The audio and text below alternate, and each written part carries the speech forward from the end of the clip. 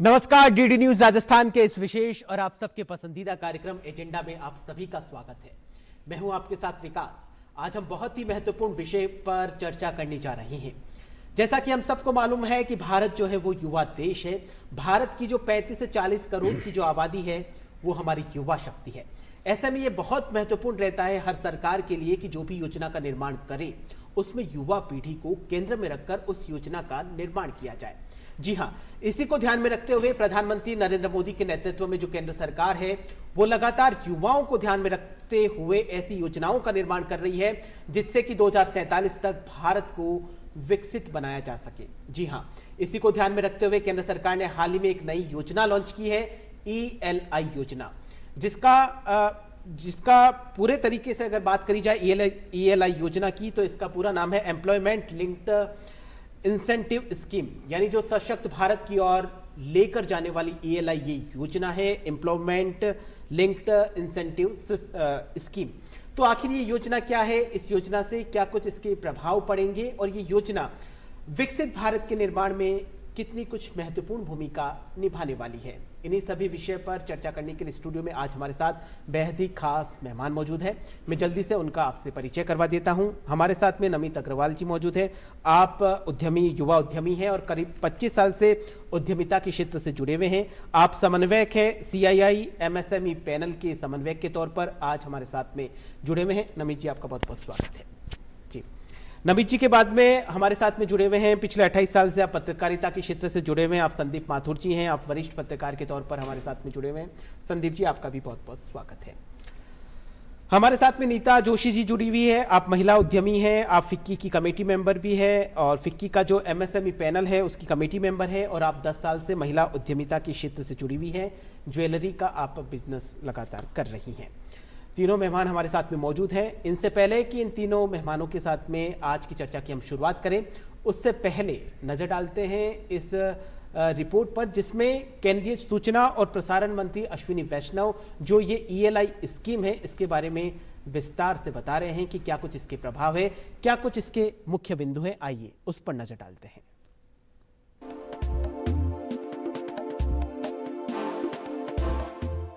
पिछले बजट में माननीय वित्त मंत्री जी ने एक एम्प्लॉयमेंट लिंक्ड स्कीम के बारे में बहुत क्लियर एक पैकेज की घोषणा की थी। उसके बाद में इस पे काफ़ी अच्छा काम हुआ और डिटेल में जितना इंडस्ट्री के साथ चर्चा करके, सबके साथ कंसल्टेशन करके एक बहुत ही अच्छी स्कीम बनी है, कॉम्प्रिहेंसिव स्कीम बनी है। ये है एम्प्लॉयमेंट लिंक्ड इंसेंटिव स्कीम। इसका फोकस मैन्युफैक्चरिंग सेक्टर पे रहेगा। ELI will be focused on the manufacturing sector. इसके दो पार्ट्स हैं। पार्ट 1 है फर्स्ट टाइमर्स के लिए, पार्ट 2 है जो कि सस्टेन्ड एम्प्लॉयमेंट के लिए सपोर्ट करे। दोनों पे मैं डिटेल में आता हूं। पार्ट 1 जो सपोर्ट टू फर्स्ट टाइमर्स, हम सब जानते हैं कि फर्स्ट टाइमर्स को बहुत सारी डिफिकल्टीज फेस होती है जब वो जॉब सर्च में जाते हैं। एक्सपीरियंस वाले को हमेशा एक प्रायोरिटी मिलती है, कॉस्ट भी लगती है जॉब सर्च पे। उन सब को ध्यान में रखते हुए फर्स्ट टाइमर्स के लिए 1 महीने तक की सब्सिडी, 1 महीने की सैलरी के बराबर subsidy up to a limit of maximum 15,000 rupees ये दी जाएगी, जो कि 2 इंस्टॉलमेंट्स में होगी, 6 महीने और 12 महीने के बाद में दी जाएगी। इससे एम्प्लॉयर्स को, कंपनीज को they will be encouraged to hire the first timers। करीब 6 महीने 7 महीने का कंसल्टेशन इसमें हुआ है, उसके बाद में ये स्कीम बनी है। इससे फर्स्ट टाइमर्स को बहुत मदद मिलेगी। उनको एम्प्लॉयर्स जब हायर करेंगे तो जो बड़ा एक पशोपश रहता है एम्प्लॉयर्स के माइंड में कि एक्सपीरियंस को लूँ या फर्स्ट टाइमर को लूँ, वो इससे दूर होगा। दूसरा इसका पार्ट है जो सस्टेन्ड एम्प्लॉयमेंट देते हैं 2 साल के लिए, every month 3,000 rupees per month per employ, ये एक सपोर्ट मिलेगा। और जो मैन्युफैक्चरिंग इंडस्ट्रीज हैं उसमें यही सपोर्ट 4 साल के लिए मिलेगा, up to 3,000 rupees per month. ये अप टू है, इसके 3 अलग अलग स्लैब्स हैं जो कि जब लेबर एंड एम्प्लॉयमेंट मिनिस्ट्री से डिटेल आएगा तो आपको वो स्लैब्स भी मिल जाएंगे। Up to 3,000 rupees per month per employ 2 साल के लिए, और हर 6 महीने के बाद में पेमेंट मिलेगा। सो दैट मीन्स एक सस्टेन एम्प्लॉयमेंट रहेगा। कई इसके फायदे होंगे। लगातार एम्प्लॉयमेंट में रहने से स्किल का लेवल बढ़ता है, माइंड में एक सर्टेनिटी आती है, ओवरऑल ग्रोथ, जो कंपनी की ग्रोथ हो, एम्प्लॉय की ग्रोथ हो, दोनों एक सस्टेन्ड वे में चल पाते हैं। जो एम्प्लॉयर्स अपने बेस लाइन एक तय करेंगे, उस बेस लाइन से ऊपर एम्प्लॉयमेंट दे, उनको ये एलिजिबिलिटी रहेगी। जो 50 से कम वाले एस्टेब्लिशमेंट है, वो 2 और एडिशनल एम्प्लॉय लगाएं तो उनको ये मिलेगी, ये सपोर्ट मिलेगा। और बाकी जो 50 से ज़्यादा वाले एस्टेब्लिशमेंट है, उसमें 5 एडिशनल एम्प्लॉयमेंट देने पे ये सपोर्ट मिलेगा।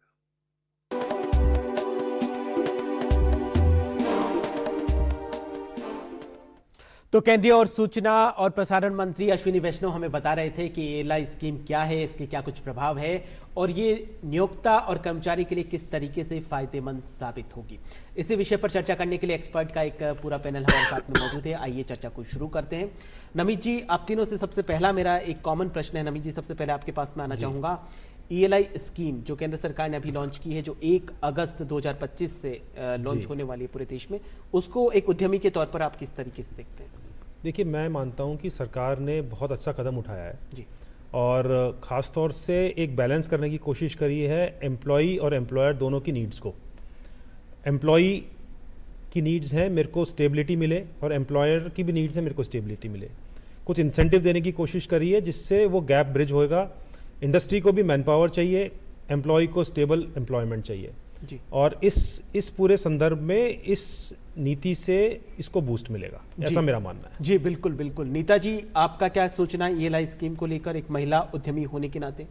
जी, मेरे ख्याल से भी बिल्कुल ये बहुत ही सकारात्मक पहल है सरकार की तरफ से, क्योंकि जितना भी आज का युवा, जिसको हम इंडिया का पॉपुलेशन कहते हैं, यंग पॉपुलेशन, वो बेरोज़गारी से रोज़गार की तरफ मुड़ेगा। प्लस जो उनका एक पहला इंस्टॉलमेंट जो किश्त सरकार कह रही है कि वो सरकार के पास रहेगी, जिससे उनको सेविंग्स की भी एक आदत पड़ेगी। वो उसको एक पर्टिकुलर टेन्योर से पहले यूज़ नहीं कर सकते, तो उससे युवा के अंदर वो एक सेविंग्स का जो एक नज़रिया है, या वो एक ऐड होगा जिससे, तो उससे उनको आगे के लिए काफ़ी मदद मिलेगी। जी बिल्कुल, इसके बारे में और विस्तार से चर्चा करेंगे, लेकिन फिलहाल संदीप जी, आपका क्या कुछ सोचना है इस स्कीम को लेकर?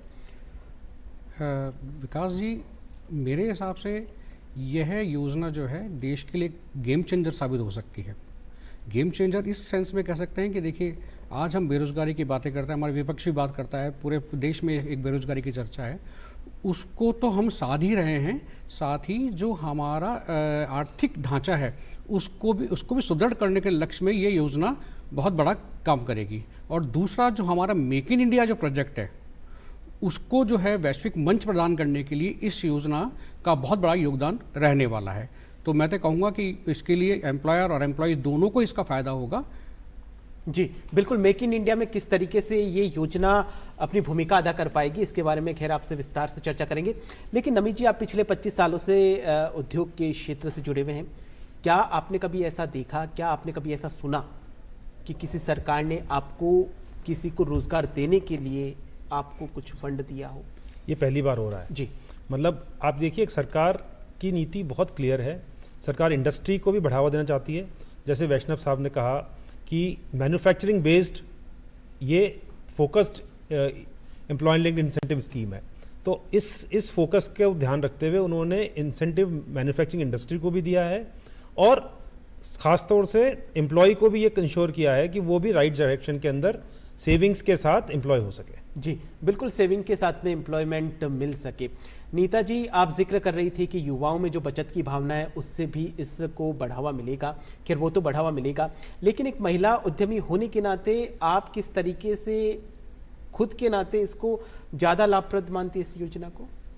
देखिए, बहुत सारा पोटेंशियल जो आज की तारीख में बेरोज़गार घूम रहा है, उसमें उनके हिसाब से हमें भी एक नया वर्क कल्चर और नया एनर्जी, नया आइडियाज़ उनके थ्रू मिलेगा। तो एक बिज़नेस ओनर होने के नाते हमें उनके थ्रू एक नया आइडिया और एक विजन, शायद क्योंकि हर युवा वर्ग के साथ एक नई ऊर्जा होती है, जो हमें भी कहीं ना कहीं एक्सचेंज ऑफ आइडियाज़, तो वो एक कहीं मुझे सकारात्मक अपने नज़रिए से लगती है कि जी, और आइडिया और विजन के साथ साथ में आपको उनके साथ में काम करने का मौका मिलेगा, उनको आपके साथ में काम करने का मौका मिलेगा, जी। और आइडिया और विजन किस तरीके से आगे बढ़ा इसके बारे में भी चर्चा करेंगे। लेकिन संदीप जी, आप जिक्र कर रहे थे मेक इन इंडिया को इससे बूस्ट मिलेगा, किस तरीके से? देखिए, मेक इन इंडिया प्रोजेक्ट जो है मैन्युफैक्चरिंग आधारित प्रोजेक्ट है। जी, जो योजना बनाई है, हम बात कर रहे हैं, अभी मैं थोड़ी देर पहले चर्चा कर रहा था इस बारे में कि अभी तक जो योजनाएं बनती थी वो 5 साल की योजनाएं बनती थी, लेकिन अब पहली बार ऐसा हुआ कि हम जो है 2047 की बात कर रहे हैं। तो जब 2047 के साथ में हम इतना बड़ा वजन लेके चल रहे हैं तो हमें बहुत बड़ी बड़ी चीज़ों को ध्यान रखना पड़ेगा। इस प्रोजेक्ट के साथ में हम देखें, इस योजना को देखें तो ये योजना सरकार 1 लाख करोड़ के बजट के साथ लेके आई है, तो सरकार का मिशन बिल्कुल साफ है। दूसरा ये है कि जब हम एक मेक इन इंडिया प्रोजेक्ट को लेके जा रहे हैं, एक बहुत बड़े कैनवास पे काम कर रहे हैं, तो वैसे ही हमें जो है उसके लिए वर्कफोर्स की ज़रूरत पड़ेगी। और वर्कफोर्स की बात करते हैं तो आप देखिए जो है जो उद्योगपति हैं और एम्प्लॉयमेंट और जो एम्प्लॉयर और जो एम्प्लॉई है, वो देखिए कि कहीं ना कहीं संकेत रहता है इस चीज़ को लेकर। लेकिन अब सरकार ने उन शंकाओं को दूर करते हुए दोनों के बीच में जो समन्वय स्थापित किया है कि भाई आपको भी पैसा देंगे और आपको भी पैसा देंगे। तो एक जो कई बार ये होता था कि हम जो है युवा नौकरी लगता था, बड़ा उत्साह से काम करता था और पता लगा उसकी नौकरी जो है वो चली जाती है 2 महीने 4 महीने 5 महीने बाद में। लेकिन जब इस तरह की योजनाएं लेके आ रहे हैं, सरकार लेके आ रही है, तो फिर कहीं ना कहीं इस तरह की जो है आर्थिक सुदृढ़ीकरण जो होगा वो उसके जो है वो हालात बनेंगे, और मेक इन इंडिया जो प्रोजेक्ट है उसको वो जो लक्ष्य जो है उसका रखा गया है वो बहुत शीघ्र हम प्राप्त करेंगे। जी, मेक इन इंडिया का लक्ष्य हम बहुत ही जल्दी प्राप्त करेंगे। बिल्कुल नमित जी, एक उद्यमी होने के नाते किन किन चुनौतियों का सामना करना पड़ता है जब मैन पावर को सेलेक्ट करते हैं अपने इंडस्ट्री में? देखिए, राइट मैन पावर मिलना जी, इंडस्ट्री के लिए सबसे इम्पॉर्टेंट होता है। बिल्कुल। हम इन्वेस्टमेंट कर सकते हैं, हम मशीनें लगा सकते हैं, बट चलाने के लिए, कंसिस्टेंटली चलाने के लिए, क्वालिटी बनाने के लिए, विश्व पटल पर इकोनॉमिक्स में compete करने के लिए हमें राइट मैन पावर चाहिए। बिल्कुल। सरकार कई सालों से इस प्रॉब्लम को ध्यान में रखते हुए अलग अलग तरीके से कदम उठा रही है। स्किल इंडिया मिशन आया जिसमें स्किलिंग के ऊपर ध्यान दिया। अब इन्होंने इंसेंटिवाइज किया है।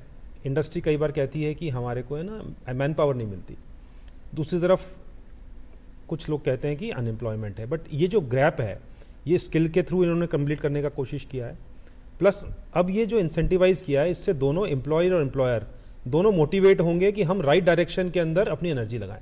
आई थिंक इससे मेक इन इंडिया जैसे आप कह रहे थे उसको बहुत बढ़ावा मिलेगा और इंडस्ट्री को ग्लोबल लेवल पे compete करने में बहुत ज़्यादा मदद मिलेगी। बिल्कुल बिल्कुल, एक नियोक्ता और एक कर्मचारी के बीच में एक सेतु का काम करेगी, बहुत ये जरूरी योजना। है। जी बिल्कुल बिल्कुल। जी नीता जी, क्या कुछ कहना है आपका? एक नियोक्ता जो रोजगार देता है और दूसरा कर्मचारी जो रोजगार ले रहा है, उनके बीच में कई बार ये देखने को मिलता है कि कुछ दूरियां सी रहती है, तो क्या आपको लगता है कि इस योजना के आने के बाद में एक ब्रिज का काम करेगी ये योजना? जी बिल्कुल, डेफिनेटली, क्योंकि it is a win win situation for both the parties, employee और एम्प्लॉयर। क्योंकि एम्प्लॉई को जहां 3,000 रुपये 5-6 महीने के अंदर उनको जॉब देने के वजह से उनको इस एवज में मिल रहा है, उसी जगह पे एम्प्लॉई जो है उसको भी 15,000 रुपये मिल रहा है। सो ये दोनों के लिए इन टर्म्स ऑफ सरकार की तरफ से एक बैलेंस बनाने की कोशिश है कि वो भी उसको उस जॉब को मेंटेन करके रखे फॉर अ लॉन्ग टाइम, और एम्प्लॉई जो काम कर रहा है वो भी उस जॉब को सस्टेन करके रखे, उससे वो बेनिफिट लेने के लिए।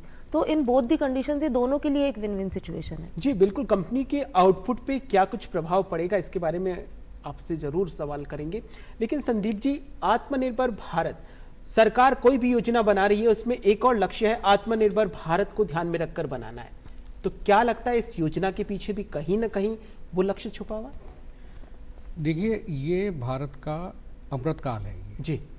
और 11 साल का जो 11वां साल सरकार का है, तो बहुत सारी योजनाएं, दर्जनों योजनाएं जो है सरकार अब तक लेके आई है, और उन्हीं में से जो है एक योजना ये इंसेंटिव स्कीम लेके आई है। और इसका जो मेन उद्देश्य जो है वो यही है कि भारत को एक वैश्विक स्तर पर एक स्थापित करना, एक प्रोडक्शन के उसमें एक जो है आत्मनिर्भर भारत के तहत हम काम कर रहे हैं। तो उसके लिए हमें सबसे बड़ी ज़रूरत है वर्कफोर्स की, और वर्कफोर्स हमें स्थानीय ही ज़रूरत होगी। अभी तक ये हो रहा था कि अभी बात भी कर रहे थे हमारे वो कह रहे थे कि भाई दोनों के बीच में संशय रहता है कि वैष्णव जी भी कह रहे थे कि हम एक्सपर्ट को लें कि हम जो है युवा बिल्कुल जो है अनुभवी नहीं है उसको लेके आए। तो हमेशा जो चयन होता था वो एक्सपर्ट का होता था, चाहे वो उसका जो हमें देना पड़ेगा या जो भी उसका रेम्युनेशन है या हमें जो देना है उसको पे देनी है उसको ज़्यादा होगी।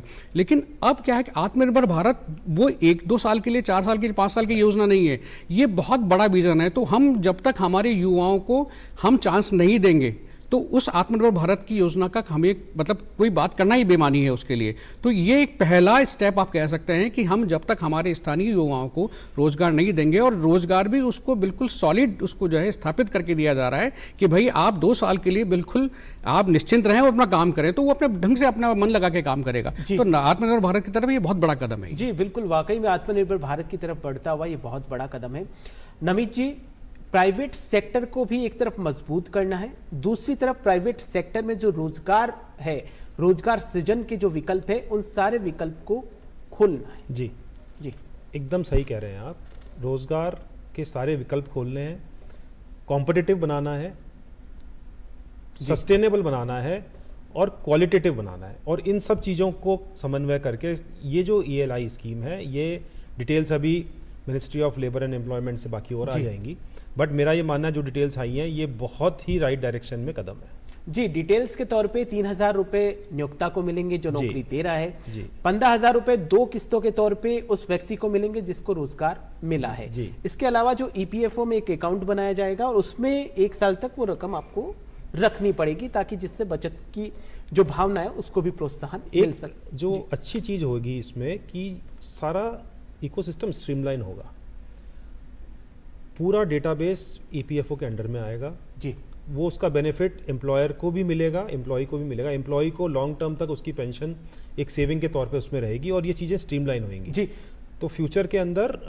बहुत ही फॉरवर्ड लुकिंग स्कीम है ये। बिल्कुल बिल्कुल, वाकई में फॉरवर्ड लुकिंग स्कीम है। और कई बार हमें देश के विकास की गति को तय करना पड़ता है या कुछ डेटा चाहिए, तो हमारे पास में कोई संगठित कोई डेटा नहीं होते। इससे एक डेटा जो है उसकी एक तरीके से पहचान बनेगी और उसके आधार पर कुछ नई योजनाओं का निर्माण होगा। नीता जी, एक महिला उद्यमी होने के नाते जब इंडस्ट्री अपन ओपन करने का जब ख्वाब देखते हैं और उसको वाकई में हकीकत के धरातल पर जब इंडस्ट्री ओपन होती है और उसको एक महिला उद्यमी उसको पूरे तरीके से उसकी मालिक होती है, तो उनको क्या कुछ समस्याओं का सामना करना पड़ता है जब वो उद्यमी का चयन करते हैं? नहीं, बहुत सारी समस्याओं का सामना करना पड़ता है। सबसे पहले तो आपको जैसे कि पूंजी लगानी है, उसके लिए आपको सरकार के पास जाना है और वो आपको ब्याज पे पैसा देंगे कि नहीं देंगे, किस इंटरेस्ट पे वो आपको मिलेगा। ये सारी चीज़ें एक महिला उद्यमी होने के नाते वो आपको एक प्रश्न चिन्ह भरी निगाहों से देखते हैं कि आप उस पूंजी को चुका पाएंगे कि नहीं चुका पाएंगे। बट अब जब से ये सरकार आई है, इन्होंने महिलाओं के लिए पूंजी को इजी EMIs के या नो कोलैटरल लोन्स के ऊपर देना, उससे बहुत उनको सपोर्ट मिल रहा है कि जिससे वो आसानी से अपना व्यवसाय शुरू कर पाएँ। और इस योजना के तहत मैं ये भी देख रही हूँ कि जितनी बाकी डेवलपिंग कंट्रीज़ हैं वो भी इस एम्बिशियस प्रोजेक्ट को देख रही होंगी कि वो अपने देश में कैसे इसको लागू कर सकती हैं और आगे डेवलप नेशन की तरफ बढ़ सकती हैं। जी बिल्कुल बिल्कुल। संदीप जी, विकासशील अभी भारत है, उस विकासशील भारत में ऐसी जो योजनाएं बन रही है उनसे क्या 2047 का जो सफर है क्या वो जल्दी तय होने वाला? सफर तो जल्दी तय नहीं होगा, 47 में ही आएगा। 47 में ही आएगा, लेकिन जो विकसित भारत के लिए हमने जो 2047 तय किया है, देखिए एक चीज़ है, ये जो सरकार आई है पिछले 11 साल से एक विजन के तहत काम कर रही है। इसको ऐसा लगता नहीं कि जल्दी है, मतलब जो भी आप काम कर रहे हैं वो वेल प्लान काम हो रहा है।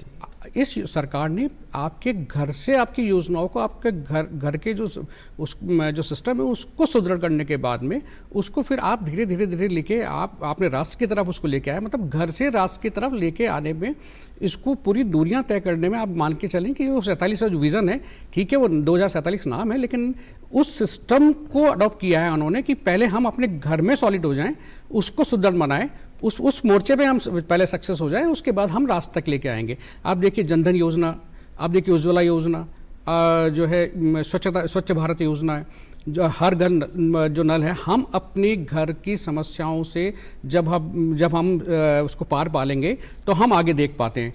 उसके बाद में जब हम ये समस्याएं हमारी हुई, फिर आपके रोजगार के लिए सरकार ने काम करना शुरू किया। रोजगार के लिए आपने मुद्रा योजना लेके आए, आपके डिजिटल भारत लेके आए, और उसके बाद में जब लेके आए तो अब देखिए, अभी नेताजी ने एक बात कही कि हमें बैंकों के थ्रू, जो मुद्रा योजना के थ्रू हम जो लोन लेते हैं या उसमें भी बहुत सारी समस्याएं हैं, तो अब उन समस्याओं को देखते हुए ये ELS ये स्कीम लेके आए हैं। अब इसमें भी कोई दिक्कत आ रही है, इसमें भी एक कदम आगे बढ़ के एक और स्कीम लेके जो है सरकार आ सकती है। तो कुल मिला के बात यह है कि हम इस तरह से इकोनॉमी को इस तरह से बना रहे हैं कि हर चीज़ स्मूथ हो जाए, मतलब किसी को समस्या नहीं आए, रोजगार की कोई दिक्कत नहीं आए।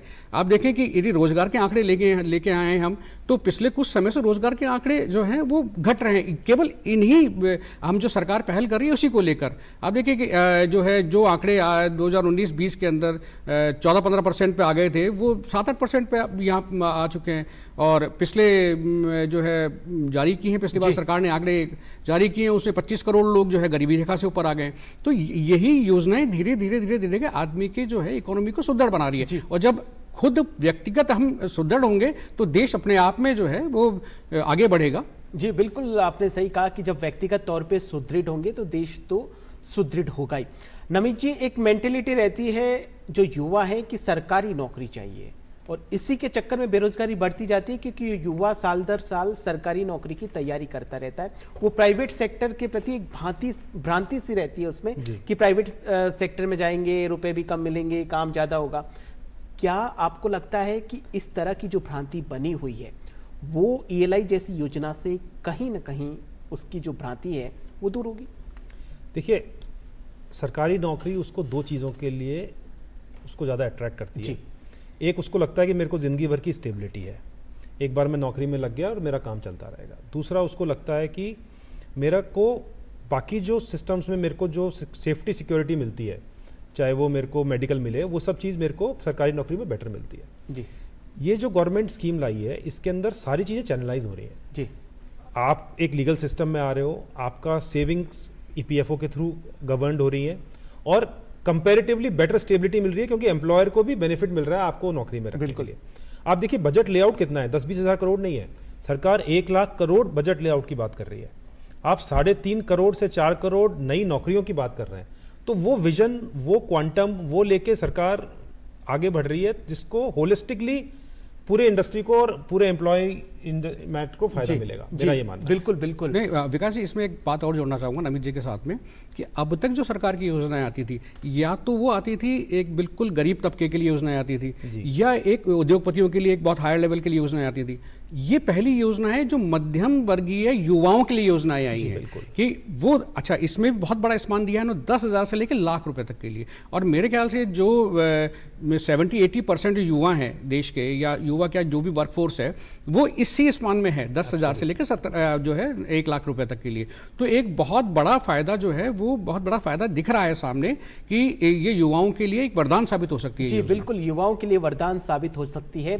नीता जी, करीबन 3.5 करोड़ जो फ्रेशर्स हैं देश में, एक अनुमान लगाया जा रहा है कि इस योजना से वो लाभान्वित होंगे। और एक फ्रेशर्स के सामने सबसे बड़ी समस्या रहती है, जब वो डिग्री पूरी करता है या किसी भी व्यावसायिक प्रशिक्षण को प्राप्त करता है, तो उसके बाद में कि मुझे रोजगार कहाँ मिलेगा और कैसे मिलेगा। तो उसी के अंतर्गत इस स्कीम को आगे बढ़ाते हुए कि जैसे जो भी कंपनीज को एम्प्लॉयबल बनाना है, वो इंटर्नशिप, चाहे वो 6 महीने, या तो वो जो रॉ लेबर था या जो रॉ स्किल यंगस्टर था, अब उसके पास वो एक्सपीरियंस ऐड हो जाएगा। तो उस एक्सपीरियंस के थ्रू हम ग्लोबली अगर देखें, सप्लाई चेन के अंदर भी, या बाकी जो इन्वेस्टमेंट, फॉरेन डायरेक्ट इन्वेस्टमेंट भी आना चाहता है, तो वो भी हमारे उस स्किल्ड लेबर को, जो लेबर इंटेंसिव ऑर्गेनाइजेशंस या कंपनीज हैं, उसको एक स्किल्ड लेबर मिलेगा।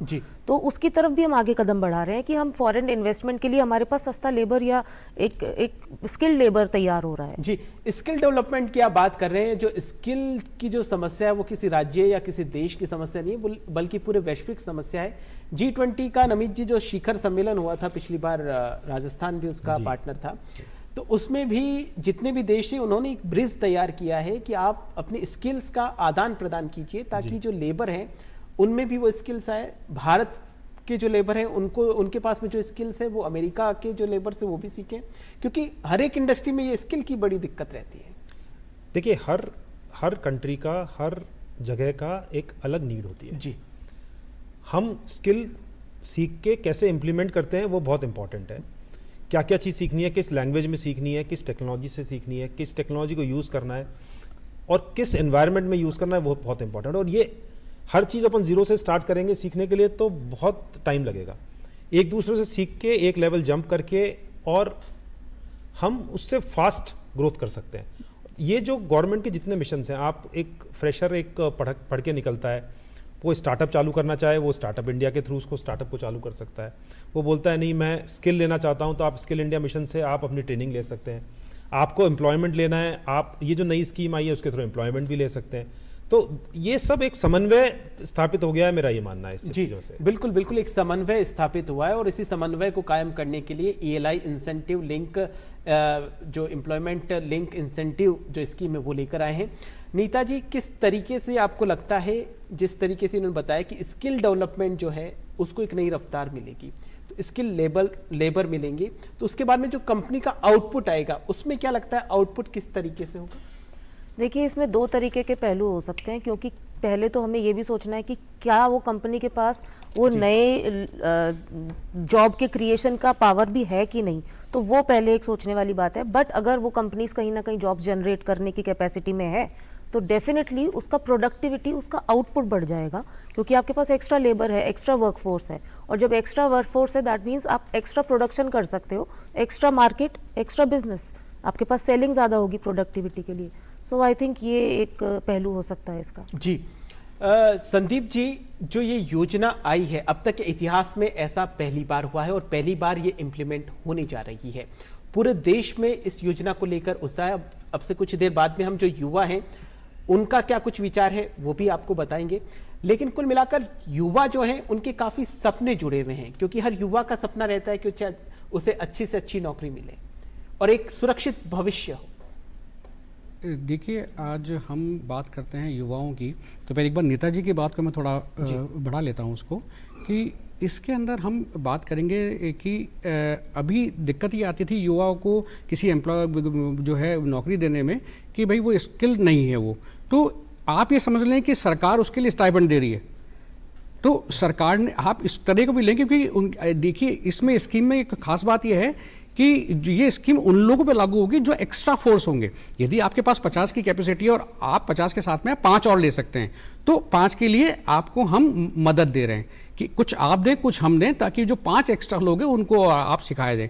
तो इसलिए जो है थोड़ा सा जो बोझ जो मानते थे कि भाई युवा ये नया आदमी, इसको हम सिखाएंगे, ट्रेनिंग देंगे, उसके बाद वो चला जाएगा या कोई प्रॉब्लम आएगी, तो उसको रोकने के लिए सरकार ने इस स्कीम को लेके आए हैं। और अब आपने बात की है कि युवाओं की स्ट्रेंथ की क्या युवा का सपना रहता है कि उनका एक सुरक्षित भविष्य वाली नौकरी मिले। हर युवा का ये सपना रहता है कि उसका भविष्य बहुत उज्जवल हो। देखिए, ये भारतीय परंपरा है जी, कि हम चाहते हैं कि भाई हम सुबह 10 बजे जाएं। भारतीय परंपरा तो सरकारी नौकरी की कम से कम बिल्कुल, तो हम उसी तरह से जो है हम सोचते हैं। आज का युवा यही सोचता है कि हम 10 बजे जाएं और शाम को 5 बजे हम घर पे आ जाएं। लेकिन अब समय बदल रहा है, लेकिन बहुत सारे चेंजेस हमें भी करने पड़ेंगे, युवाओं को भी करना पड़ेंगे। और यही कारण है कि आदमी आज जो है वो जो है फिक्स नौकरी की तरफ देखता है। तो ये सरकार का एक कदम है कि हम भाई तुमको 2 साल जो है 2 साल हमको आपको फिक्स देंगे, अब आपको आगे आपको क्या करना है वो आप सोचें। तो इसके लिए जो आप फिक्स वाली बात कर रहे हैं, युवाओं के भविष्य की बात कर रहे हैं, तो उसके लिए ये योजना बहुत परफेक्ट योजना है। हाँ, जहाँ तक बात है कि देखिए सोच में तो परिवर्तन लाना ही पड़ेगा। आज हम किसी भी छोटे से छोटे स्किल कोर्स की बात करते हैं, आज इंजीनियरिंग के कोर्स की बात करते हैं या कोई और बात करते हैं, और आप देखिए बहुत आसानी से 10 से 15 लाख या 20 लाख रुपए आज नॉर्मल जो है किसी भी युवा को या किसी भी छात्र को देना पड़ता है फीस के तौर पे। तो लेकिन नौकरियां हम देख रहे हैं कि 10,000, 20,000, 30,000 ज़्यादा मिल ही नहीं रही है।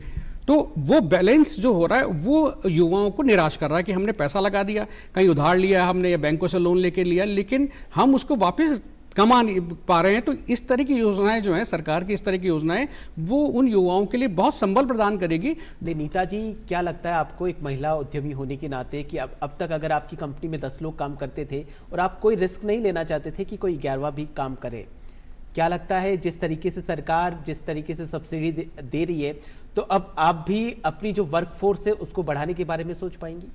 जी बिल्कुल सोच पाऊंगी, 100% सोच पाऊंगी, क्योंकि जैसे कि हमने पहले भी चर्चा किया कि ये मेरा नुकसान नहीं, मेरे लिए भी बेनिफिट ही है एज एन एम्प्लॉयर, कि हम दोनों का, तो मेरे लिए भी प्रोडक्शन भी बढ़ेगा, मेरे को उतना प्रेशर उनको तनख्वाह देने के लिए भी नहीं आ रहा है, तो इसीलिए मेरे लिए भी अच्छी सिचुएशन है अभी। जी बिल्कुल, आपके लिए भी अच्छी सिचुएशन है और आप जैसे जितनी भी उद्यमी हैं उनके लिए भी अच्छी एक स्थिति है।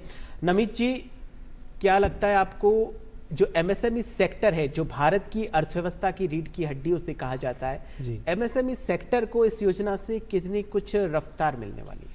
देखिए, खास तौर से जैसा वैष्णव साहब ने कहा, मैन्युफैक्चरिंग सेक्टर के लिए है और सबसे ज़्यादा इसका फ़ायदा एमएसएमई को ही मिलेगा। जी, बड़ी इंडस्ट्रीज़ तो ऑटोमेशन भी कर लेती हैं, उनके पास उनके रिसोर्सेज होते हैं और उनके हिसाब से उनके ट्रेडिंग मॉड्यूल से काम काफ़ी निकल जाता है और वो बहुत बड़े स्तर पे काम करती है। जी, एमएसएमई की रिक्वायरमेंट खास तौर से एक ऐसी सेक्टर की है जहाँ पर एक समन्वय बनाना पड़ता है मैन पावर और ऑटोमेशन पे। हर चीज़ ऑटोमेशन की कॉस्ट को एमएसएमई बियर नहीं कर सकता, उसको अपनी फ्लेक्सिबिलिटी को रखते हुए मैन पावर की रिक्वायरमेंट रहती ही रहती है। तो ये जो सेक्टर है, इस सेक्टर को खास इस स्कीम से मेरा ये मानना है कि बहुत बड़ा पुश मिलने वाला है। अगर आपने थोड़े दिन पहले एप्पल के सीईओ को सुना होगा, उन्होंने कहा कि हम किसी लो कॉस्ट कंट्री में इसलिए नहीं जाते कि वहाँ पे लेबर चीप है, बल्कि हम वहाँ पे एक इकोसिस्टम अवेलेबल है इसलिए जाते हैं।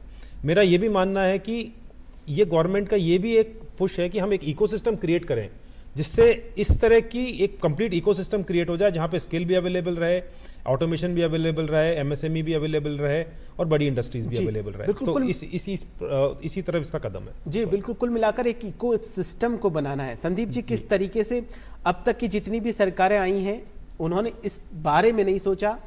प्रधानमंत्री नरेंद्र मोदी के नेतृत्व में जो पिछले 11 साल से लगातार जो सरकार चल रही है, वो सिर्फ इंडस्ट्री में ही नहीं, हर विकास के हर क्षेत्र में एक इकोसिस्टम को बना रही है, जैसा कि नमित अग्रवाल जी ने इस योजना के जरिए जिक्र किया है। देखिए, ये इकोसिस्टम आप कोई भी टेक्निकल टर्म काम में ले ले, स्ट्रेंथ, इकोसिस्टम या जो भी है, ये तभी आता है जब आपकी सरकार स्थिर होती है, स्थिर हो और इच्छा शक्ति हो।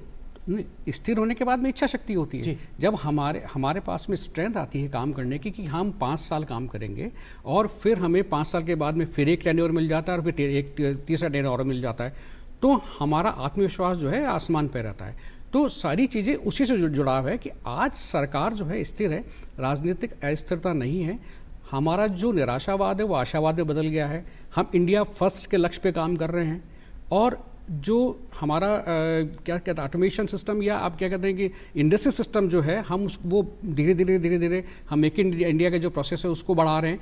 तो सारी चीज़ें एक गोल जो लेके आ रहे हैं कि हम इंडिया फर्स्ट होने के साथ साथ हम एक हिंदुस्तान को एक ऐसा वैश्विक सेंटर बनाए प्रोडक्शन का कि जिसके लिए दुनिया हमारी तरफ देखे। अभी हम दुनिया की तरफ देख रहे हैं, लेकिन एक समय जब ऐसा आएगा, आज देखिए आप एप्पल का जिक्र किया, आप जो है फ़ोन यहाँ बन रहे हैं, वो जो है ट्रम्प साहब वहाँ धमकी दे रहे हैं, उसके बावजूद भी एप्पल जो अपनी पॉलिसीज़ में चेंज नहीं कर रहा है। सारी कंपनियाँ यहाँ आके काम करने चाहती हैं, यहाँ पर टेस्ला भी अपना काम करना शुरू करना चाहता है। तो ये देखिए, ये सारी चीज़ें जो हैं ये सरकार की स्थिरता से ही आती है और जब तक सरकार स्थिर रहेगी तो इस तरह की योजनाएं जो है जनता के लिए वो फ़ायदेमंद ही साबित होने जी बिल्कुल, जनता के लिए फ़ायदेमंद साबित होगी।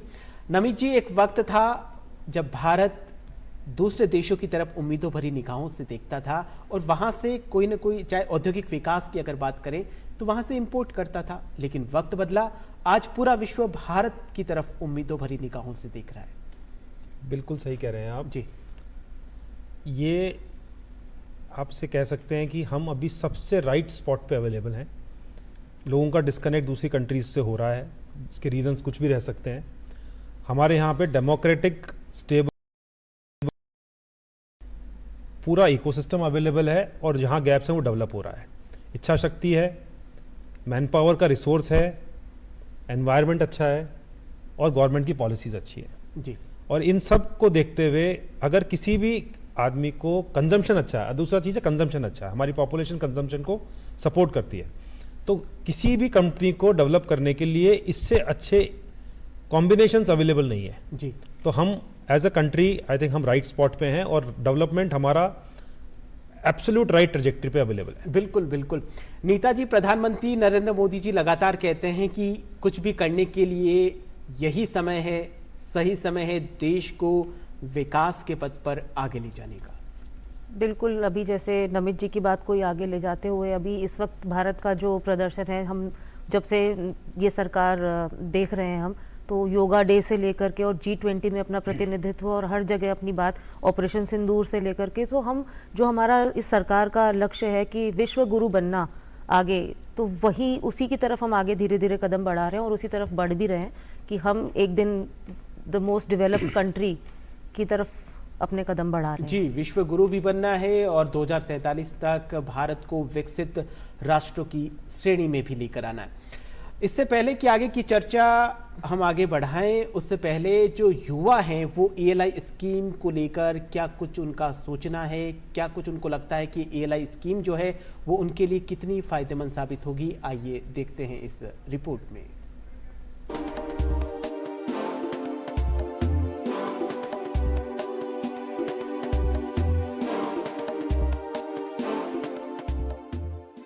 प्रधानमंत्री नरेंद्र मोदी की अध्यक्षता में केंद्रीय मंत्रिमंडल ने देश में रोजगार सृजन की दिशा में एक ऐतिहासिक कदम उठाया है।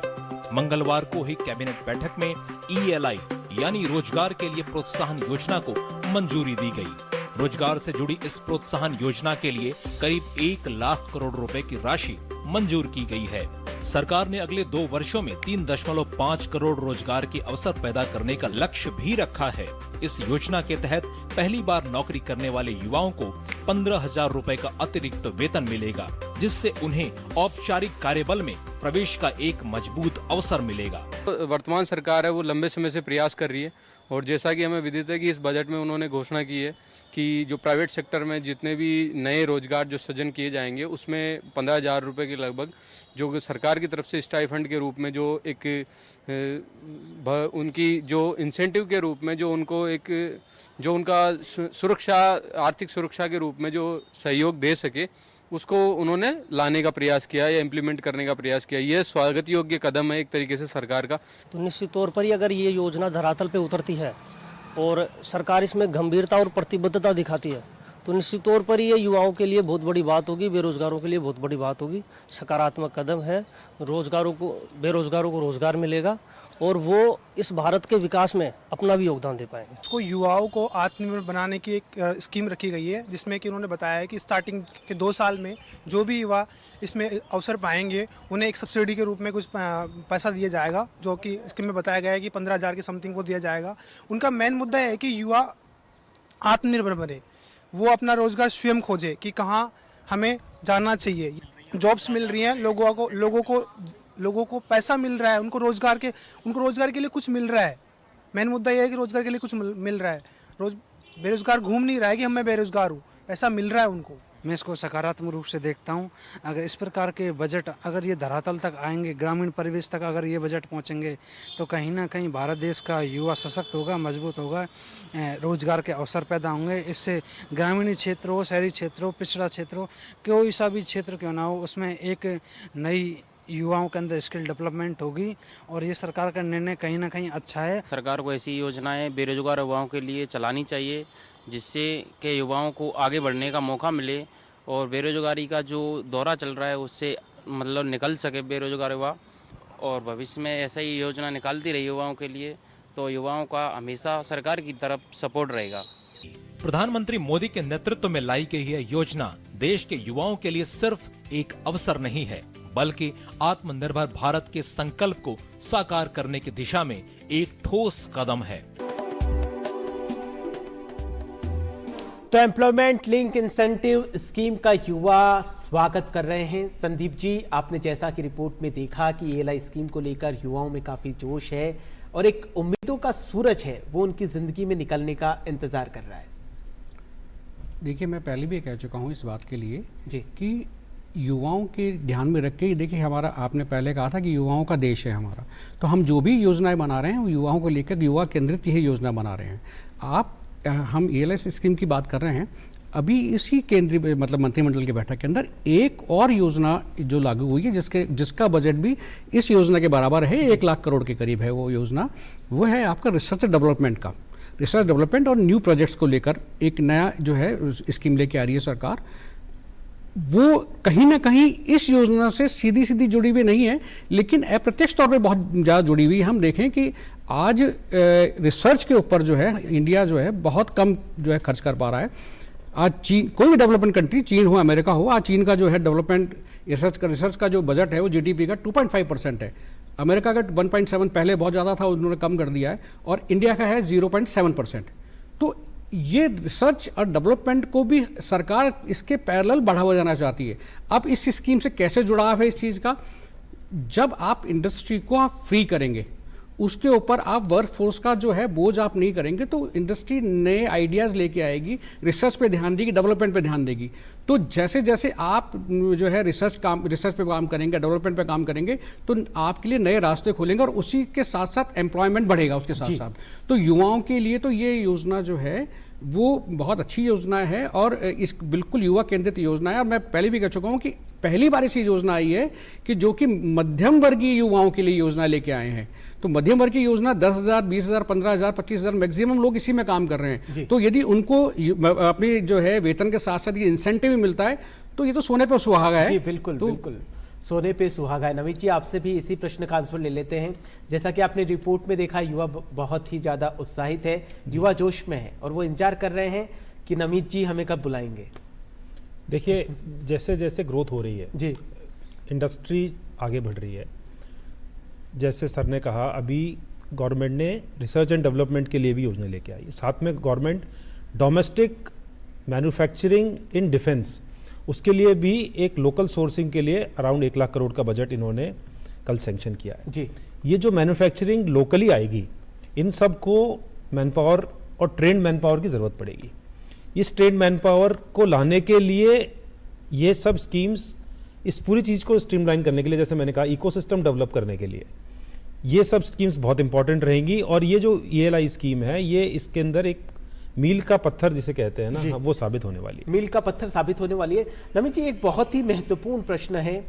भारत औद्योगिक अगर विकास की बात करें या सिर्फ उद्योगों की बात करें, तो एक समय था इंपोर्ट बहुत ज्यादा करता था जी, लेकिन आज समय बदला, भारत एक्सपोर्ट कर रहा है जी। आपको क्या लगता है कि जो एक्सपोर्ट करने की जो दर है जी, जो हमारा फाइनल प्रोडक्ट है जी, उसकी रफ्तार कितनी कुछ बढ़ेगी? देखिए, क्वांटिफाई करना थोड़ा मुश्किल है, बट ये आप मान के चलिए कि हमारा एक्सपोर्ट बढ़ने ही वाला है। मतलब हमारा जो बैलेंस ऑफ पेमेंट का डेफिसिट है वो धीरे धीरे स्क्वीज होगा, हम न्यूट्रल स्टेज पे आएंगे। अभी भी हमारा इंपोर्ट पहले वर्सेस एक्सपोर्ट, इंपोर्ट ज़्यादा है जी, और गवर्नमेंट का ये पूरा पुश है कि हम एक्सपोर्ट को बढ़ाएं। अभी रिसेंटली अगर आपने पढ़ा होगा, जैसे सर ने और बताया कि इंडिया के अंदर से चाहे इवन किसी कंट्री के रिजर्वेशंस भी हों, तभी भी मोबाइल फोन्स का एक्सपोर्ट बहुत तेजी से बढ़ा है जी, इलेक्ट्रॉनिक्स का एक्सपोर्ट बहुत तेजी से बढ़ रहा है, ऑटो कंपोनेंट्स का एक्सपोर्ट बहुत तेजी से बढ़ रहा है, एग्रीकल्चर एग्री प्रोडक्ट्स का एक्सपोर्ट बहुत तेजी से बढ़ रहा है जी। तो हम ये जो consumption, domestic consumption versus also for the world की तरफ जो जा रहे हैं, इसमें इंडिया का बहुत मेजर रोल रहने वाला है। और हम इस पूरे सिस्टम के अंदर न्यूट्रल पोजीशन में मेरे ख्याल से 10 से 15 साल में आ जाने चाहिए। जी बिल्कुल, 10 से 15 साल में आ जाना चाहिए, बिल्कुल हम सभी उम्मीद यही करते हैं। नीता जी, एक वक्त था जब भारत देश की पूरे विश्व की 5वीं बड़ी अर्थव्यवस्था था और अभी हाल ही में 4थी बड़ी अर्थव्यवस्था है, और भारत का लक्ष्य है कि पूरे विश्व की टॉप 3 जो अर्थव्यवस्था है उसमें शामिल होना। क्या लगता है जो अर्थव्यवस्था में लगातार हम टॉप 3 की ओर बढ़ते जा रहे हैं, ये कितना जल्दी पॉसिबल हो सकता है ऐसी योजनाओं के माध्यम से? देखिए, कितना जल्दी होगा वो तो समय के हिसाब से ही लगेगा, लेकिन हाँ, जैसे लेकिन उसकी रफ्तार बढ़ सकती है। रफ्तार बढ़ सकती है, जैसे कि प्रोडक्शन बढ़ेगा, हमारे पास बाइंग कैपेसिटी है। जब सभी लोग जो फॉरेन कंपनीज आती हैं वो हमारे पास इंडिया की तरफ जो देखती हैं, वो इसीलिए क्योंकि हमारे पास पॉपुलेशन है जो उनके प्रोडक्ट्स को कंज्यूम कर सकती है।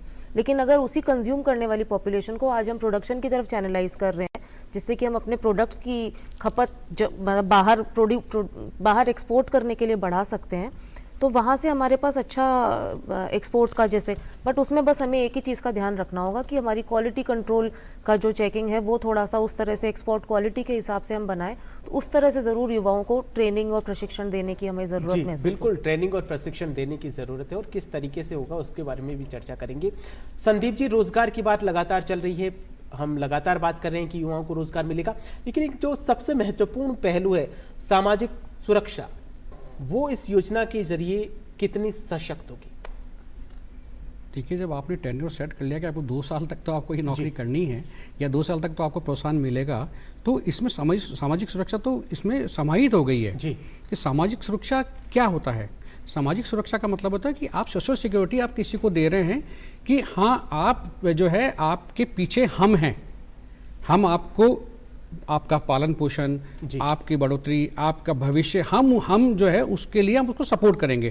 तो ये योजना वही है। इस योजना बिल्कुल सामाजिक सिक्योरिटी को लेकर ही योजना बनाई गई है। जैसे आप महिला सशक्तिकरण के लिए आप योजनाएं बनाते हैं, आप बुजुर्गों के लिए योजना बनाते हैं, आप आदिवासी समुदाय के लिए योजना बनाते हैं, ऐसे ही युवा वर्ग की सामाजिक सुरक्षा के लिए योजना बनाई गई है। जी बिल्कुल। आप जिक्र कर रहे थे कि और भी 2-3 योजनाएं बनाई गई है इसके साथ में युवाओं को ध्यान में रखकर। उसमें एक सबसे बड़ी एक योजना और ELI के साथ साथ उसी का एक पार्ट के रूप में हम मान सकते हैं कि राष्ट्रीय खेल नीति भी बनाई गई है उन्हीं युवाओं को ध्यान में रखते हुए।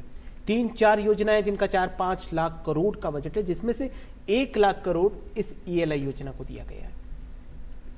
देखिए, खेल नीति और ELS जो प्लान है सारा ये इनको आप इनको अलग नहीं कर सकते। बिल्कुल। ये होलिस्टिक अप्रोच है एक विकास की। आज हम देखें कि मैं एक बहुत छोटा सा एग्जांपल देता हूँ, आपने खेलों का जिक्र कर दिया कि आप सोच सकते हैं कि पिछला जो ओलंपिक था उसका बजट कितना था? Can you imagine? जी। या उससे पहले वाले जो टोक्यो में हुआ था उसका बजट कितना था? आपकी जो स्कीम्स जो लागू हो रही है ना देश भर में, जो लाखों रोजगार देने की बात कर रहे हैं आप, लाखों युवाओं के, उसके बराबर बजट था। तो आप खेलों को भी आर्थिक परिदृश्य से अलग नहीं कर सकते हो आप। मतलब खेलों का विकास भी देश का विकास है। खेल भी आज जो है आर्थिक सुदृढ़ीकरण जो है देश के लिए उसमें शामिल होंगे। आप वैश्विक स्तर पर देखें कि जो देश डेवलप्ड हैं वो उतने ही खेलों में भी डेवलप हैं। तो खेलों का डेवलपमेंट भी होलिस्टिक अप्रोच दिखाता है देश के लिए कि हम जहाँ हैं हम विकास तो कर ही रहे हैं, हम उद्योग में विकास कर रहे हैं, हम और सब चीज़ों में विकास कर रहे हैं, तो हम खेलों में विकसित हैं। जी। तो खेलों का विकास जो है वो भी जरूरी है देश के लिए। एक जो सुंदर तस्वीर जिसको दिखानी है कि हम पूरी तरह विकसित हैं। विकसित में ये नहीं होता है कि हम हम परिवार विकसित हो गया या हमारा उद्योग विकसित हो गया, देश विकसित हो गया और खेल पिछड़ गए। नहीं, खेल को भी उतना ही आपको विकसित करना पड़ेगा। तो आप देखें कि जब हम 2036 के ओलंपिक के लिए हम अप्लाई कर रहे हैं, तो आप सोचें कि हम उस तक कितना बड़ा बजट लेके जा रहे हैं और हम खेलों को बजट लेके जा रहे हैं। अब देखिए, वो कहते हैं ना कि खेलों को कूदोगे तो बनोगे खराब, एक कहावत होती है। तो उसको बदलने की अब जो है जरूरत है देश के अंदर। जी। आप देखिए, जो भी ओलंपिक अब तक उन्हीं देशों में हुए हैं जो आर्थिक रूप से डेवलप देश है। तो हम यदि ओलंपिक का दावा कर रहे हैं, इसका मतलब हम उस अप्रोच में जा रहे हैं, उस सिस्टम पे जा रहे हैं कि हम भी विकसित राष्ट्रों की श्रेणी में अब खड़े हो रहे हैं। क्योंकि इसका बहुत बड़ा जो है कई देश तो ओलंपिक के बाद में उनका जो है मतलब बर्बादी तो नहीं कह सकते, लेकिन बहुत ज्यादा नुकसान उनका हुआ है। आर्थिक रूप से असंतुलित उनका जो है बजट हो गया है। तो जब आप 1 लाख करोड़ या 1.5 लाख करोड़ रुपए खेल के एक इवेंट पे खर्च कर रहे हो, तो आप देख सकते हैं कि हम किस तरह से हम योजनाओं का निर्माण कर सकते हैं जो वास्तविक रूप से धरातल पे उतरती है और उससे युवा अपने भविष्य के बहुत अच्छे से आकार दे सकता है। इसी कारण से जो है कि हमें उसके लिए नीति लानी पड़ेगी। भाई किसी को भी हम स्ट्रीमलाइन करते हैं, हम किसी चैनल पे लेके आते हैं, उसकी नीति हम लेके आ रहे हैं, तो उसमें भी हम युवाओं का जो बात है कि हम एक स्कूली लेवल से या जमीनी लेवल से एक इंटरनेशनल लेवल तक किस तरह से चैनलाइज करेंगे। खेल नीति केवल ओलंपिक में जाने के लिए, गोल्ड मेडल जीतने के लिए नहीं है। हम उसको जो है स्वस्थ भारत जो है, स्वच्छ भारत के साथ साथ स्वस्थ भारत की तरफ भी हम धीरे धीरे इस नीति के थ्रू बढ़ेंगे। हम लोग स्वच्छ भारत और समृद्ध भारत की तरफ हम बढ़ते जा रहे हैं। नीता जी, पिछले 11 साल की बात करी जाए तो 11 साल में जो रोजगार के अवसर है लगातार उनमें वृद्धि हुई है और यही कारण रहा है कि बेरोजगारी भी लगातार घटती हुई दिखाई दे रही है। और ऐसे में इस योजना को लाना अपने आप में रोजगार का जो हमने पैमाने तय कर रखे हैं वहां तक पहुंचने का लक्ष्य इस योजना से तय हो पाएगा? जी बिल्कुल तय हो पाएगा। आज आप जब 1 लाख युवा मतलब 1 लाख से ज़्यादा युवा तकरीबन हम बात कर रहे हैं, टारगेट कर रहे हैं उनको कि वो जो बेरोजगार से वो रोजगार या फॉर्मल एम्प्लॉयमेंट की तरफ वो आएँ, तो डेफिनेटली उनको जब रोजगार मिलेगा तो बेरोजगारी तो खत्म होगी। उसी की तरफ 3 करोड़ से ज़्यादा वो युवा हैं जो फ्रेशर्स हैं, ऐसा एक अनुमान लगाया गया है। जी।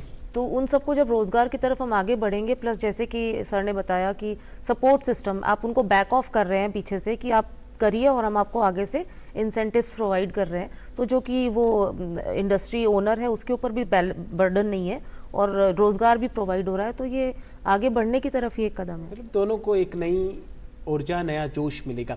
नमित जी, आपके पास में आना चाहूँगा। जिस तरीके से सरकार ये योजना लेकर आई है और इसमें बहुत महत्वपूर्ण पहलू है कि डीबीटी योजना रहेगी, यानी डायरेक्ट जो बेनिफिट है वो ट्रांसफ़र किया जाएगा अकाउंट टू अकाउंट। जी। तो इसमें बीच में किसी भी प्रकार का कोई मतलब थर्ड पर्सन नहीं है। जी। आप हैं, सरकार है। जी जी। देखिए, गवर्नमेंट ये भी चाहती है और वो ज़्यादा इफेक्टिव भी है कि डायरेक्ट ट्रांसफ़र हो। जी। जितने इंटरमीडियरी रहेंगे तो आप ये मानिए लीकेजेस के चांसेस ज़्यादा रहते हैं। बिल्कुल। गवर्नमेंट को पहले से आइडिया है कि कहाँ पे लीकेजेस हो सकते हैं, तो गवर्नमेंट ने जो डायरेक्ट ट्रांसफ़र सिस्टम बनाया है, आप बहुत स्ट्रक्चर तरीके से अंदर आते हैं। आप अपना एनरोलमेंट करते हैं, आप अपना एनरोलमेंट ईएसआई में भी करते हैं, आप अपना एनरोलमेंट ईपीएफ में भी करते हैं। आपको ईपीएफ के थ्रू, इन दोनों डेटा के थ्रू गवर्नमेंट को मालूम है एम्प्लॉयर कौन है, एम्प्लॉय कौन है। जी। इस डेटा से आप डिजिटली उसके अकाउंट्स में डायरेक्ट ट्रांसफ़र कर सकते हैं। तो किसी भी चैनल में अवेलेबल कोई भी इंटरमीडियरी नहीं है। ऐसा नहीं है कि मेरे को पैसा नहीं मिला, ऐसा नहीं है कि मेरा पैसा किसी ने कुछ कमीशन खा लिया या कुछ खा लिया, ऐसा कोई चीज़ की अवेलेबिलिटी नहीं है। सो दोनों को बेनिफिट इमीडिएटली मिलता है। मतलब पारदर्शिता, एब्सोल्यूट। मैं इसमें एक चीज़ जोड़ना चाहूँगा। चीन के कई प्रांतों में ये सिस्टम है। ये पारदर्शिता की बात कर रहे हैं कि हम जो बात कर रहे हैं कि जो है एक सिस्टम हमने डेवलप कर लिया कि कहीं कहीं भी जो है भ्रष्टाचार की बात नहीं हो। चीन में जो सिस्टम है कि फैक्ट्री से लेके उस लेबर डिपार्टमेंट तक आपकी बिल्कुल लिंक है कि आप कुछ भी यहाँ गड़बड़ नहीं कर सकते। आपके साथ में सरकार जुड़ी हुई है, आप किसी को हटाते हैं, आप किसी को लगाते हैं, आप नियुक्त करते हैं, तो सीधा जो है लेबर डिपार्टमेंट में उसका आंकड़ा जाता है। तो कहीं भी कोई गड़बड़ होती है, यहाँ तक कि उसकी जो अटेंडेंस है, जो उसकी कि भी वो कब आ रहा है कब जा रहा है, वो भी ऑनलाइन जो है इन टाइम जो है वहाँ पर लेबर डिपार्टमेंट में है। तो इस तरह की जो पारदर्शिता है वो देखिए, पारदर्शिता भी जो है डेवलपमेंट का एक हिस्सा है कि आप किसी चीज़ को आप बिल्कुल ओपन कर देंगे तो डेवलपमेंट जो है, क्योंकि और सब चीज़ों में नेगेटिविटी जो है वो खत्म होगी और धीरे धीरे आपका डेवलपमेंट के हिसाब से सोचना शुरू करेंगे। जी बिल्कुल। नमित जी, जो प्राइवेट सेक्टर्स हैं भारत में, जी, पिछले कई सालों का क्या कुछ इतिहास रहा है और इस योजना के बाद में क्या कुछ भविष्य रहने वाला है? देखिए, अगर मोटे तौर पे अगर बात करी जाए तो देखिए धीरे धीरे सारे सेक्टर्स डेवलप हुए हैं। जी। हर एक 10 साल के पीरियड में जो चैलेंजेस आए हैं उसको सरकार ने कोशिश की है कि उसको कोई ना कोई स्कीम, कोई ना कोई पॉलिसी की तरह एड्रेस किया जाए। जी। बट पेस ऑफ डेवलपमेंट जो पिछले कुछ सालों में देखने को मिला है, जो चेंज, जो पॉलिसी जो पिछले कुछ सालों में देखने को मिली है, उससे चेंजेस आने वाले टाइम के लिए तैयार होना और चीज़ों को स्ट्रीमलाइन करना, उसकी गति बहुत तेज हो गई है। जी। एनवायरनमेंट बहुत डायनेमिक हुआ है, उसी हिसाब से पॉलिसी चेंजेस आए हैं, उसी के हिसाब से गवर्नमेंट्स और एंटरप्रेन्योर्स और एम्प्लॉयज़ तीनों अडेप्ट हो रहे हैं। परफॉर्मेंस लिंक्ड सिस्टम सब जगह आया। एक बार अपन ने डिस्कस किया कि गवर्नमेंट जॉब्स लोग बाग इसलिए चाहते हैं कि हमारे को लॉन्ग टर्म तक एम्प्लॉयमेंट मिलता रहेगा। इवन गवर्नमेंट में भी अब गवर्नमेंट के ऊपर भी ऑडिट है क्लियर कि अगर आप परफॉर्म नहीं कर रहे हैं तो आपको क्वेश्चन किया जाएगा। जी। तो आई थिंक गवर्नमेंट की नई पॉलिसीज पेस ऑफ डेवलपमेंट को बहुत फास्ट करके लेके जाएगी, ये मेरा मानना है। जी बिल्कुल। नीता जी, आपका क्या कुछ मानना है? जी बिल्कुल, इन्हीं की बात को सहमति देते हुए, क्योंकि हर तरह के सेक्टर में डेवलपमेंट्स हुए हैं आज की तारीख में। और सेक्टर्स का डेवलपमेंट भी क्यों, चाहे आप रोड्स का डेवलपमेंट देखिए, कहीं से कहीं कनेक्टिविटी, जहाँ पे आज से हमें दिल्ली जाने के लिए 5 घंटे लगा करते थे, आज हम 3 घंटे में पहुँच रहे हैं। एयरपोर्ट्स का निर्माण हो रहा है जगह जगह। तो हर तरीके, हर क्षेत्र में हम आगे बढ़ने की और विकास की ओर ही आगे बढ़ रहे हैं। जी। संदीप जी, 2047 तक भारत का जो लक्ष्य है कि खुद को विकसित राष्ट्रों की श्रेणी में खड़ा करना, किस तरीके से देखते हैं आगे का सफर? जो ऐसी योजनाएं आ रही है उनका क्या कुछ प्रभाव पड़ता हुआ नजर आ रहा है? देखिए, मैं एक छोटा सा एग्जांपल देना चाहूँगा जी। कि पहले आज से 12 साल 15 साल पहले, 20 साल पहले एक जो सिस्टम था वो बड़ा जो है हैपेजार्ड सिस्टम था, बहुत ही उलझा हुआ सिस्टम था। अब देश में हर चीज़ का एक तो उत्तरदायी बनाया गया है, हर चीज़ का जवाबदेही बनाया गया है। सिस्टम को अलग अलग किया गया है लेकिन उसको जोड़ा भी गया है। आप देखें कि अभी बहुत रिसेंटली ऑपरेशन सिंदूर हुआ, जो है हमने ऑपरेशन सिंदूर किया, लेकिन उन सब के बावजूद भी इतना सब कुछ हम तनाव रहा देश के अंदर 10 दिन, लेकिन जो शेयर मार्केट है वो स्थिर रहा। शेयर मार्केट स्थिर होने का मतलब है कि आपकी इंडस्ट्रियल ग्रोथ जो है उसमें कोई ज़्यादा प्रभाव नहीं पड़ा उस चीज़ के लिए। नहीं तो जब इतना बड़ा युद्ध हो जाता है, आप देखिए कि रूस और यूक्रेन का युद्ध हुआ और हमारा शेयर मार्केट धराम हो जाता है यहाँ पर। लेकिन हमारे यहाँ ही खुद जो है हम जो खुद युद्ध के मैदान पे हैं, हम खुद लड़ाई लड़ रहे हैं और हमारे शेयर मार्केट इस तरह। तो ये एक अप्रोच, एक संकेत है कि देश जो है जिस गति से आगे बढ़ रहा है, हम बिल्कुल दावे के साथ कह सकते हैं कि जो 2047 का जो लक्ष्य है हम बहुत ही जल्दी ही उसको प्राप्त कर लेंगे और जो देश है वो एक उच्च स्तर पे एक विकसित भारत की जो श्रेणी है, विकसित जो भारत का जो सपना है, हम पूर्ण करेंगे उस जी बिल्कुल पूर्ण करेंगे। नमित जी, जल्दी से आपसे भी इसी प्रश्न का आंसर चाहूँगा। 2047 तक भारत को विकसित बनाना है तो जो औद्योगिक विकास है वो किस तरीके से भूमिका अदा कर पाएगा? देखिए, औद्योगिक विकास बहुत बड़ी भूमिका अदा करने वाला है जी। हम खुशहाल भारत, उन्नत भारत, विकसित भारत इसकी बात कर रहे हैं और विकसित के अंदर उद्यमी, उद्योग, ये बहुत बड़ा रोल है।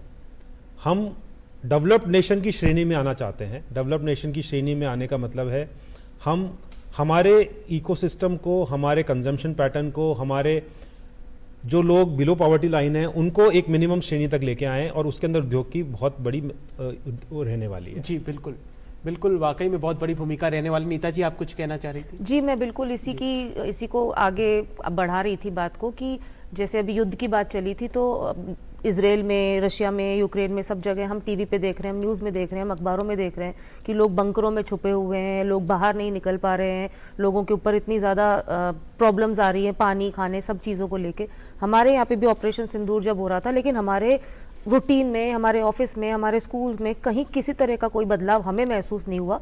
तो इसी चीज़ को आगे बढ़ाते हुए हम बस इतना कह सकते हैं कि देश सुरक्षित हाथों में, जहाँ हम सुरक्षित महसूस कर रहे हैं, हमारे रूटीन में कोई फ़र्क नहीं आया, हमने युद्ध लड़ लिया और जीत लिया। जी बिल्कुल, आपने सही कहा और देश उम्मीदों का ये भारत है और बिल्कुल जैसा आपने बिल्कुल सही कहा कि सुरक्षित हाथों में है और इसी का परिणाम नज़र आ रहा है कि लगातार जो योजनाएं बन रही है वो 2047 तक भारत को विकसित राष्ट्र बनाने की ओर हम उम्मीदों के साथ, विश्वास के साथ कह सकते हैं कि 2047 तक भारत विकसित ज़रूर बनेगा। आप तीनों इस प्रोग्राम में पधारे और इतनी सरलता और सहजता के साथ में आपने विचार साझा किए, आप सबका बहुत बहुत धन्यवाद। धन्यवाद जी। डीडी न्यूज़ राजस्थान के आज के इस विशेष कार्यक्रम में फिलहाल के लिए इतना ही। आप देखते रहिए आपका अपना चैनल डीडी न्यूज़ राजस्थान। नमस्कार।